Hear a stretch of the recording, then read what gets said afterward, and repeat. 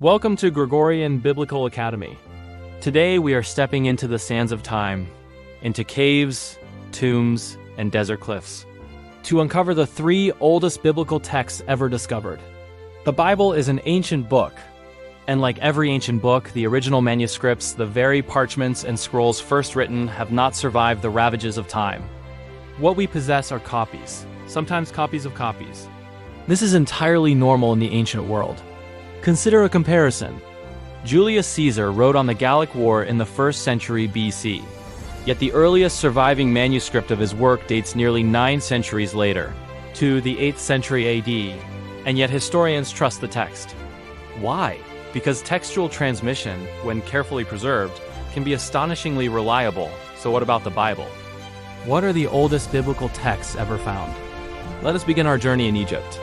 The Nash Papyrus in 1902, a manuscript was purchased in Egypt by Walter Llewellyn Nash, a biblical scholar and collector. Written in Hebrew and dated to the 2nd century BC, this fragile papyrus became known as the Nash Papyrus. Before the discovery of the Dead Sea Scrolls, this was the oldest known biblical manuscript in existence. What does it contain? It preserves the 10 Commandments from the book of Exodus, and the Shema Yisrael from Deuteronomy. Hear, O Israel, the Lord our God, the Lord is one. Ancient Jewish sources indicate that it was customary to recite the 10 Commandments before praying the Shema.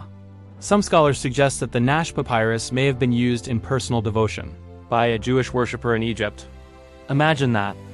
A believer more than 2,100 years ago holding this very text, reciting words that are still spoken today. But as remarkable as the Nash Papyrus is, it would soon be overshadowed by a discovery that stunned the world. The Dead Sea Scrolls between 1947 and 1956 in caves near Qumran by the Dead Sea, Bedouin shepherds and archaeologists uncovered over 900 manuscripts and fragments. This collection became known as the Dead Sea Scrolls. These texts date from the 3rd century BC to the 1st century AD. For the first time in modern history, scholars could examine biblical manuscripts that were over 1,000 years older than the previously earliest complete. Hebrew Bible, the Leningrad Codex, dated to AD 1008. Among the scrolls were copies of every book of the Hebrew Bible except Esther and Nehemiah. Some fragments, such as 4Q1, 7 in Exodus, Leviticus manuscript date to around 250 BC. Now pause and think about this. For centuries, critics argued that the Hebrew Bible had undergone massive changes during transmission, that it evolved dramatically over time. But when scholars compared the Dead Sea Scrolls with the medieval Masoretic text, they found something astonishing. The text had been preserved with extraordinary fidelity. Yes, there were minor spelling differences, occasional word variations, but the substance, the theological core, the narrative structure, the commandments remained strikingly consistent. Across a millennium, across wars, exiles, empires, and destruction. The Hebrew scriptures had been transmitted with remarkable care, but even the Dead Sea Scrolls are not the oldest biblical text ever discovered. For that, we must travel to Jerusalem and descend into an ancient burial cave, the Silver Scrolls of Ketef Hinnom in 1979 and 1980. Archaeologist Gabriel Barquet led excavations at Ketef Hinnom, just outside the old city of Jerusalem. In a series of burial caves, his team discovered 2 tiny rolled-up silver amulets. At first glance, they looked insignificant.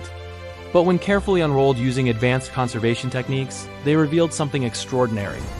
Inscribed in ancient Hebrew were words from the priestly blessing found in Numbers 6:24 to 26. May Yahweh bless you and keep you.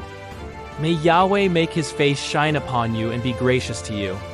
May Yahweh lift up his countenance upon you and give you peace. These silver scrolls date to the 7th century BC. That is over 2,600 years ago. They predate the Dead Sea Scrolls by centuries. They predate the Babylonian exile. They even predate many scholarly theories that claim the Pentateuch was composed late in Israel's history. Here, etched into silver, we find the divine name YH written clearly. These are the oldest known portions of biblical scripture ever discovered. Not copies from centuries later, but inscriptions from the First Temple period. This discovery carries enormous historical weight. It demonstrates that portions of what we now call the Torah were already in circulation in the 7th century BC. In other words, long before exile, long before the rise of rabbinic Judaism, These sacred words were already treasured, written, and worn as protective blessings. Scripture was not a late invention. It was living tradition. Other ancient echoes, there are other fascinating discoveries. The Khirbet Kayatha Ostrakhan, dated to the 10th century BC, contains ethical language that resembles themes found in Exodus, Psalms, and Isaiah. The Elephantine Passover Papyrus, dated to 419 BC, refers to observance of Passover in ways consistent with Exodus 12. While these are not direct biblical manuscripts, they show that biblical ideas and practices were embedded deeply within ancient Israelite culture. Why this matters? Why does any of this matter? Because history anchors faith. Because archaeology does not create belief, but it can illuminate it. The Nash Papyrus shows us biblical text in Jewish devotion 2 centuries before Christ.